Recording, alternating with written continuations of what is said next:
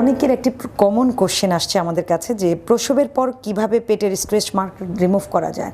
Actually এই বিষয়টা প্রথম থেকে যত্নশীল হতে হয়। যখন একটি মা গর্ভাবস্থায় যায় তখনই তার শারীরিক অনেক পরিবর্তন শুরু হয়ে যায়। এই সময় স্কিনের যত্ন খুব ভালো করে নিতে হয়, অর্থাৎ কোন লোশনটা সে ব্যবহার করবে, শরীরটাকে খুব ময়েশ্চার রাখতে হয়, কারণ ডে বাই ডে ওজনটা যখন বাড়ে তখন মায়ের স্কিনটা শুষ্ক হয়ে যায়, স্কিনটা খুব রাফ হয়ে যায়।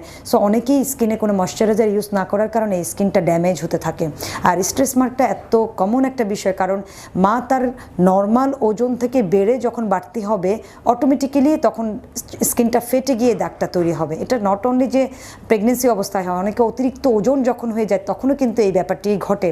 সো একটি ওয়েল আছে, এটাকে মোরিঙ্গা ওয়েল বলে থাকি। এটা জাপান বা কোরিয়াতে সবচাইতে ভালো পাওয়া যায়, বা বাংলাদেশে খোঁজ করলে পাওয়া যেতে পারে সুপার শপগুলোতে। মোরিঙ্গা ওয়েল এটি খুবই ভালো এবং এটি দিলে কিন্তু স্ট্রেচ মার্কটা যায়। আর বিদেশে তো অনেক প্রোডাক্ট আছে।